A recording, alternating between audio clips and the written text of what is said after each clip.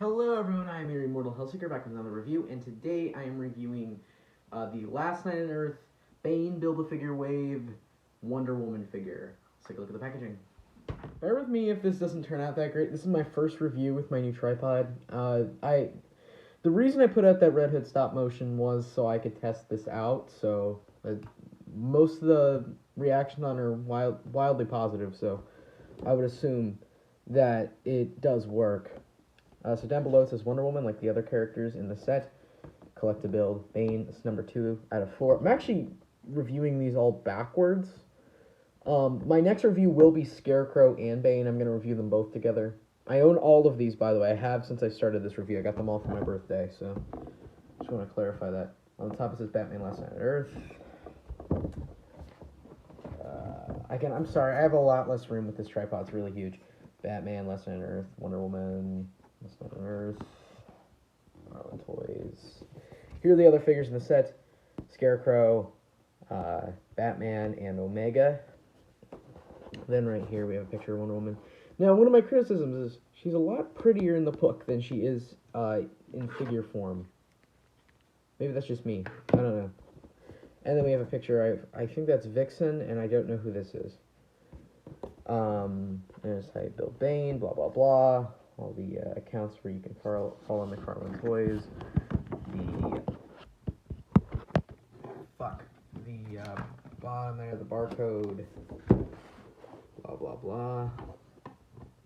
Let's take a closer look at the figure. Alright, 4 accessories we get with Wonder Woman. We get the typical DC stand. Yeah. Toss that in my bin. We get a trading card, which is the same image as it is on the back. There, Batman Last Night on Earth, number 1. Really, I'm not going to read all this. If you want to read it, let me know. Or pause it. Don't let me know, because I'm not going to type it out. That'd be weird. And also, what if I can't answer comments in the future for whatever reason? So here is the sword. It's a bit warped because I keep it in the sheath most of the time. But, yeah, definitely a nice looking sword. I haven't tried putting this in Damien's hands yet, but I actually think this would work for Damien's sword. Alright, let's take a closer look at the figure. Alright, here she is. So, this is my least favorite figure in this wave. I just want to clarify that, which is kind of a shame because I actually really like her character in the comic, but this just does not capture the likeness at all. Again, there's your comparison right there. And honestly, it just shows that they really didn't get it right. She's missing the scarring on her cheek. Again, her eyes just don't look as good. There's a bit of a buzz. It looks buzzed here when it should be completely bald on her mohawk. Body works actually as a classic Wonder Woman if you really wanted to. Cape looks nice. Nice sculpt. Don't like that point. I don't like what they did with the pins whatsoever.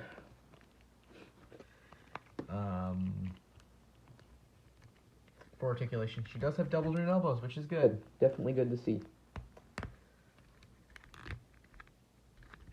And then double jointed knees. Just go a bit far. Haitian. Ball hinge. Arm goes about that far. There is a butterfly joint in there. Typical ball joint on the leg. It's your normal McFarlane Toys articulation. Alright, let's get to some comparisons. Alright, so here she is next to 2 other female figures from this line. Batgirl and the Wonder Woman 84, or really Justice League Snyder Cut Wonder Woman figure. None of these I think wowed me. Actually, I do think I like this Last Night on Earth Wonder Woman the most. I don't know. I do like the Wonder Woman 84 figure.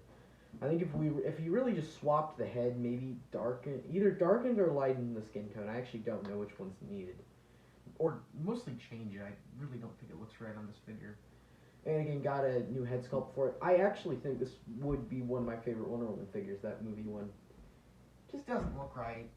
If some angles it looks good. I bet you could get some good photography with it. I just don't know. Like, the camera angle you're getting here actually isn't terrible.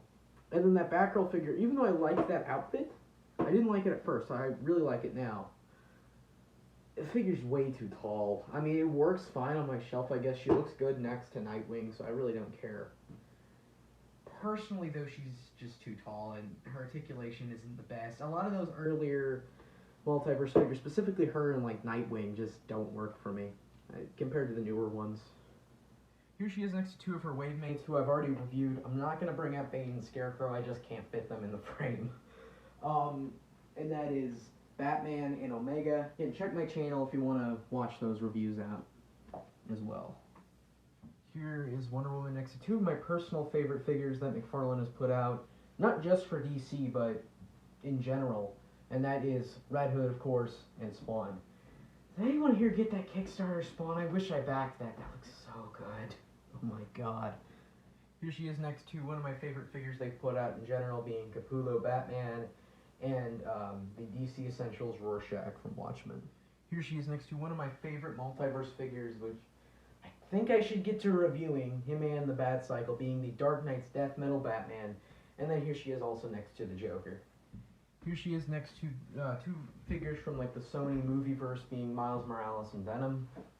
For a Black Series comparison, here she is next to the Archive Grand Admiral Thrawn and a Clone Trooper. And if you want to see her next to two average 6-inch scale figures, here she is next to G.I. Joe Classified Snake Eyes and Retro Spider-Man. Okay, so I don't have the strongest opinion on this figure. I really don't think it's great or terrible. In the future, I don't see this being one of the figures that's going to skyrocket or lower in price. I think it's going to stay at where it is, or go to around $20, $15. I don't think this one will be rare in the future. Actually, I've never seen her in retail, because again, I got them all for my birthday, so I never saw her in retail. I've seen literally them all, even Scarecrow in retail, but not her. Yeah, I don't know. I'm not digging it, really.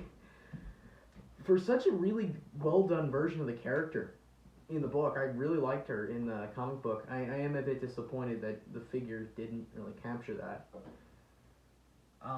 But still, it's not terrible. I will give it a 6.5 out of 10. It's not the worst, and honestly, if you get it, it's worth getting to build the Bane. Even though, again, I don't think the Bane is great either. The Bane looks nice, and if you really don't mind about the articulation being lackluster and having to glue on the legs and all that, I would definitely say that it's worth picking up if you're going to build the Bane, or if you're a Wonder Woman fan or like this interpretation of the character. But if you're only going to get one from this wave, I would recommend the Batman mostly. I really like the Batman figure so far, and Omega's great too. Scarecrow, I would recommend either if you just think it looks cool. Sorry about that. My phone's really running low on storage. But thank you guys for watching. I really appreciate it. I'll leave a link to my Discord server down below if you want to join it and meet some of my friends. Some of my YouTube friends as well have joined it. It's really fun, and it's nice to interact with my viewers. Please like and subscribe. Share this with any of your friends that are interested. And goodbye.